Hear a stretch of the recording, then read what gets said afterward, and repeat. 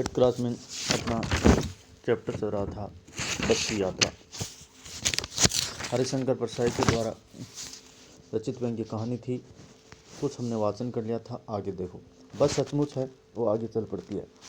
हमें लगा, लेखक कह रहा कि हमें लगा कि ये गांधी जी के असहयोग और सविनय आंदोलन के वक्त अवश्य जवान रही होगी कि 1920 और 1930 के समय में ये गांधी जी के असहयोग और सविनय आंदोलन के दौरान शायद जवान रही होगी, नहीं रही होगी। उसे टर्निंग मिल चुकी थी, उस ज़माने में उसे टर्निंग मिल चुकी थी। हर हिस्सा दूसरे से असहयोग कर रहा था, अर्थात एक हिस्सा इधर भाग रहा था तो दूसरा इधर भाग रहा था, आपस में सहयोग नहीं कर रहे थे।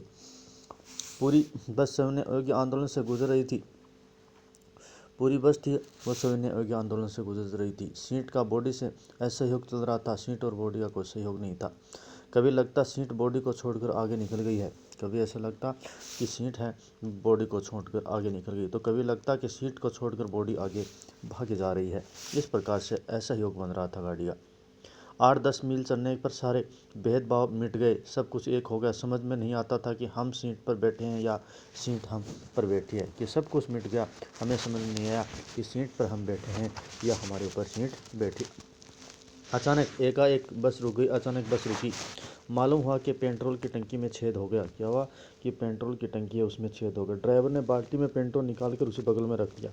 ड्राइवर बड़ा होशियार था, उसने बाल्टी में पेट्रोल निकाला और उसे बगल में अपने साइड में रख लिया। नली और उस बाल्टी में नली डालकर इंजन में भेजने लगा था, इंजन को तेल पिलाने लगा। अब मैं उम्मीद कर रहा था, लेखक कह रहा, अब उम्मीद कर रहा था कि थोड़ी देर बाद बस कंपनी के हिस्सेदार इंजन को निकालकर गोद में रख लेंगे। कि अब मैं अनुमान लगा रहा था कि थोड़ी देर बाद में बस कंपनी का हिस्सेदार, बस कंपनी का मालिक वो इंजन को निकाल कर गोद में रख लेंगे और उसे नली से पेट्रोल पिलाएंगे।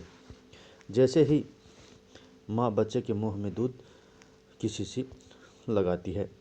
बस की रफ्तार अब 10-20 मील हो गई थी, अर्थात एकदम डाउन हो गई थी। मुझे उसके किसी हिस्से पर भरोसा नहीं था। लेखक कह रहा, मुझे उसके किसी हिस्से पर भरोसा नहीं था। ब्रेक फेल हो सकते थे, दिमाग में चल रहा था कि इसके ब्रेक फेल हो सकते हैं, स्टीयरिंग टूट सकता है। प्रकृति के दृश्य बहुत लुभावने थे। चारों ओर क्या थे, पेड़ पौधे ही थे। रोड के सड़क के दोनों तरफ हरे भरे पेड़ थे जिन पर पक्षी बैठे हुए थे। मैं हर पेड़ को अपना दुश्मन समझ रहा था। लेखक हर पेड़ को अपना क्या समझ रहा था, दुश्मन। जो भी पेड़ आता डर लगता कि इनसे बस टकरा जाएगी, वह निकल जाता तो दूसरे पेड़ का इंतजार करता, अर्थात हर एक पेड़ को दुश्मन समझ रहा था।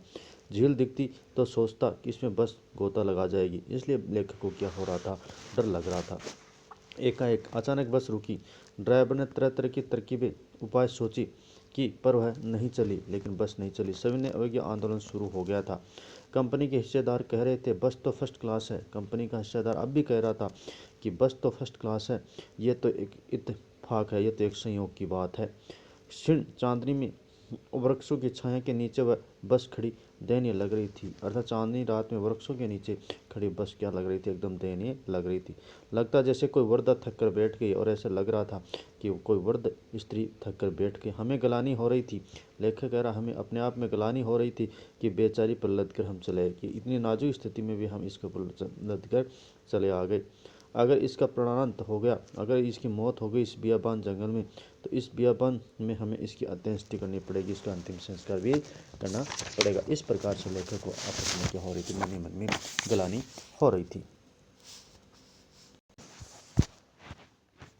हिस्सेदार साहब ने इंजन को खोला। हिस्सेदार साहब ने क्या किया, इंजन को खोला, कुछ सुधारा, कुछ उसमें ठीक किया। बस आगे चली, बस आगे चली। उसकी चाल और भी कम हो गई थी। उसकी चाल थी वो अब क्या हो गई थी, कम हो गई थी। धीरे धीरे वर्दा की आंखों की ज्योति जाने लगी। धीरे धीरे उसकी लाइट थी, आंखों की ज्योति थी, वो भी जाने लगी। चांदनी में रास्ता टटोल टटोल कर रेंग कर रही थी। चांदनी रात में रास्ता टटोल टटोल के चल रही थी। आगे या पीछे से कोई गाड़ी आती दिखती तो वह एक किनारे खड़ी हो जाती। आगे पीछे से कोई गाड़ी आती तो एक किनारे खड़ी हो जाती और कहती, निकल जाओ बेटी, आप चले जाओ, आप चले जाओ। अपनी तो वह उम्र नहीं रही, अर्थात अपनी तो उम्र नहीं रही, इसलिए आप निकल जाओ पहले। एक पुलिया के ऊपर पहुंचे ही थे। लेखक कह रहा, एक पुलिया के ऊपर पहुंचे थे कि एक टायर फिस करके बैठ गया, टायर पंचर हो गया, लेट गया। वह बहुत ज़ोर से हिलकर थम गई। बस बहुत ज़ोर से हिली और थम गई। अगर स्पीड में होती तो उछलकर गिर जाती, अगर बस स्पीड में होती तो उछलकर पुलिया से नीचे गिर जाते। मैंने उस कंपनी के हिस्सेदार की तरफ पहली बार श्रद्धा भाव से देखा। लेखक कहा कि मैंने पहली बार उस कंपनी के हिस्सेदार की तरफ पहली बार श्रद्धा भाव से देखा। वह टायरों की हालत जानते हैं, फिर भी हाथ जान हथेली पर लेकर बस में सफ़र कर रहे हैं। उस सड़क की ऐसी भावना दुर्लभ है कि इसको क्या देना चाहिए, दाद देना चाहिए। सोचा कि इस आदमी के साहस और बलिदान भावना का सही उपयोग नहीं हो रहा है, कि इस आदमी के साहस और बलिदान का सही उपयोग होना बहुत ही अच्छा साहस और बलिदान है इसमें। इसे तो किसी क्रांतिकारी आंदोलन का नेता होना चाहिए था। इस हिस्सेदार को क्या होना चाहिए, किसी क्रांतिकारी आंदोलन का नेता होना चाहिए था। अगर बस नाले में गिर पड़ती और हम सब मर जाते, लेखक कह रहा बस नाले में गिर पड़ती, हम सारे मर जाते, तो देवता बाहें पसारे उसका इंतजार करते, और देवता लोग स्वर्गलोक में उसका क्या करते, इंतजार करते। वह आदमी आ रहा है कि मृत्यु लोक से वह महान इंसान आ रहा है जिसने एक टायर के लिए प्राण दे दिए, मर गया पर टायर नहीं बदला।